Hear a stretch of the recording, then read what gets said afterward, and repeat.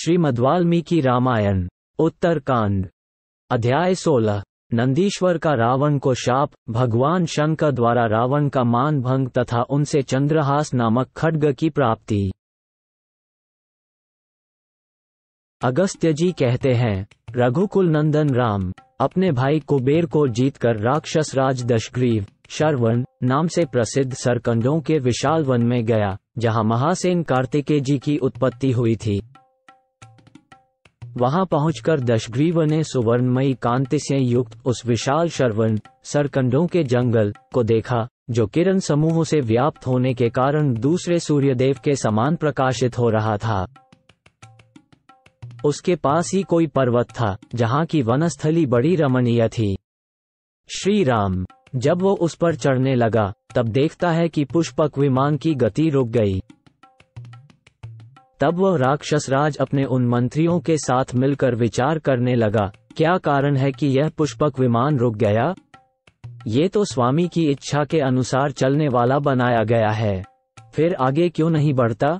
कौन सा ऐसा कारण बन गया जिससे ये पुष्पक विमान मेरी इच्छा के अनुसार नहीं चल रहा है? संभव है इस पर्वत के ऊपर कोई रहता हो, उसी का ये कर्म हो सकता है। श्री राम तब बुद्धिकुशल मारीच ने कहा, राजन, ये पुष्पक विमान जो आगे नहीं बढ़ रहा है, इसमें कुछ न कुछ कारण अवश्य है। अकारण ही ऐसी घटना घटित हो गई हो, ये बात नहीं है। अथवा ये पुष्पक विमान कुबेर के सिवा दूसरे का वाहन नहीं हो सकता, इसीलिए उनके बिना यह निश्चेष्ट हो गया है। उसकी इस बात के बीच में ही भगवान शंकर के पार्षद नंदीश्वर रावण के पास आ पहुंचे, जो देखने में बड़े विकराल थे। उनकी अंगकांति काले एवं पिंगल वर्ण की थी। वे नाटे कद के विकट रूप वाले थे। उनका मस्तक मुंडित और भुजाएं छोटी छोटी थीं। वे बड़े बलवान थे। नंदी ने नी शंख होकर राक्षस राज दशग्रीव से इस प्रकार कहा, दशग्रीव, लौट जाओ।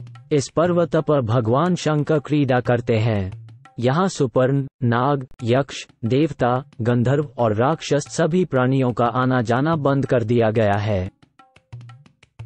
नंदी की यह बात सुनकर दशग्रीव कुपित हो उठा। उसके कानों के कुंडल हिलने लगे, आंखें रोष से लाल हो गईं और वो पुष्पक से उतरकर बोला, कौन है ये शंकर? ऐसा कहकर वो पर्वत के मूल भाग में आ गया।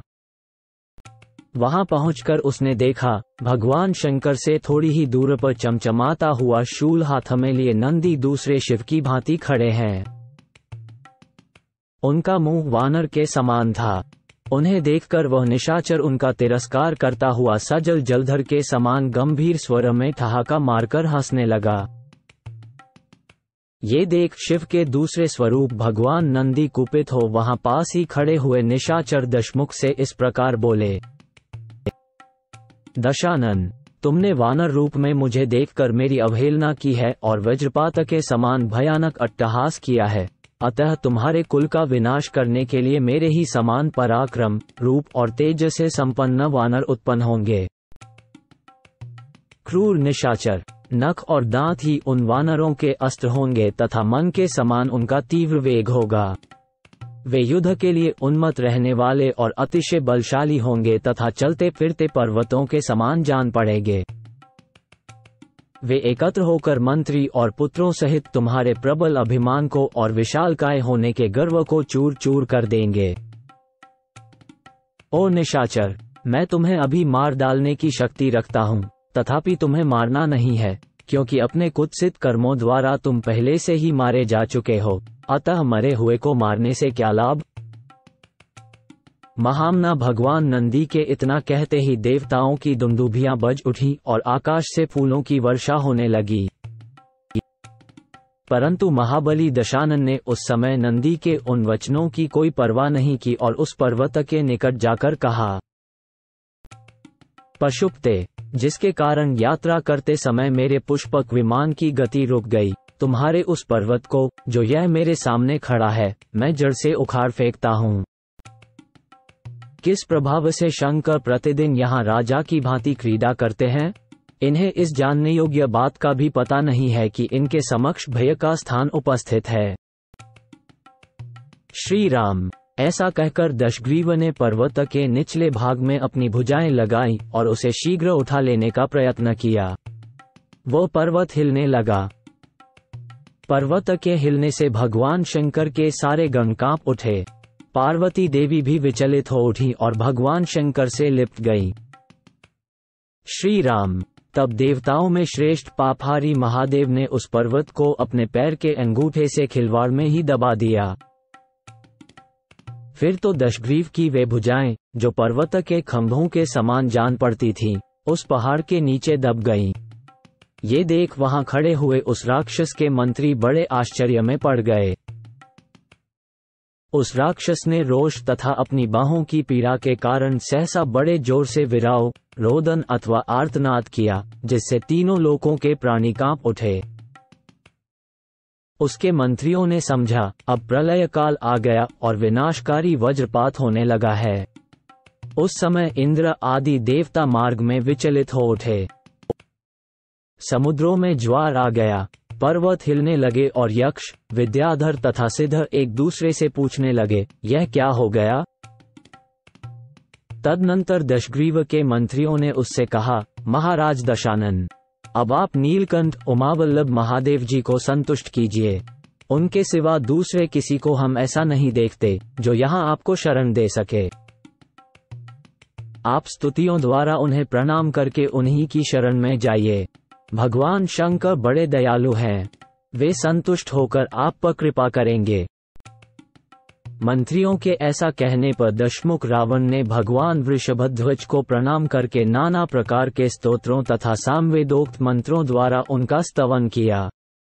इस प्रकार हाथों की पीड़ा से रोते और स्तुति करते हुए उस राक्षस के 1000 वर्ष बीत गए। श्री राम। तत्पश्चात उस पर्वत के शिखर पर स्थित हुए भगवान महादेव प्रसन्न हो गए। उन्होंने दशग्रीव की भुजाओं को उस संकट से मुक्त करके उससे कहा, दशानन, तुम वीर हो, तुम्हारे पराक्रम से मैं प्रसन्न हूँ। तुमने पर्वत से दब जाने के कारण जो अत्यंत भयानक राव, आर्तनाद किया था, उससे भयभीत होकर तीनों लोकों के प्राणी रो उठे थे। इसलिए राक्षसराज, अब तुम रावण के नाम से प्रसिद्ध होगे। देवता, मनुष्य, यक्ष तथा दूसरे जो लोग भूतल पर निवास करते हैं, वे सब इस प्रकार समस्त लोकों को रुलाने वाले तुझ दशग्रीव को रावण कहेंगे। पुलस्त्यनंदन, अब तुम जिस मार्ग से जाना चाहो बेखटके जा सकते हो। राक्षसप्ते, मैं भी तुम्हें अपनी ओर से जाने की आज्ञा देता हूँ, जाओ। भगवान शंकर के ऐसा कहने पर लंकेश्वर बोला, महादेव, यदि आप प्रसन्न हैं तो वर दीजिए। मैं आपसे वर की याचना करता हूँ। मैंने देवता, गंधर्व, दानव, राक्षस, गुहक, नाग तथा अन्य महाबलशाली प्राणियों से अवध्य होने का वर प्राप्त किया है। देव, मनुष्यों को तो मैं कुछ गिनता ही नहीं। मेरी मान्यता के अनुसार उनकी शक्ति बहुत थोड़ी है। त्रिपुरांतक, मुझे ब्रह्मा जी के द्वारा दीर्घ आयु भी प्राप्त हुई है। ब्रह्मा जी की दी हुई आयु का जितना अंश बच गया है, वह भी पूरा का पूरा प्राप्त हो जाए, उसमें किसी कारण से कमी न हो, ऐसी मेरी इच्छा है।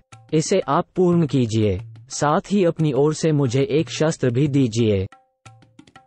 रावण के ऐसा कहने पर भूतनाथ भगवान शंकर ने उसे एक अत्यंत दीप्तिमान चंद्रहास नामक खड्ग दिया और उसकी आयु का जो अंश बीत गया था, उसको भी पूर्ण कर दिया।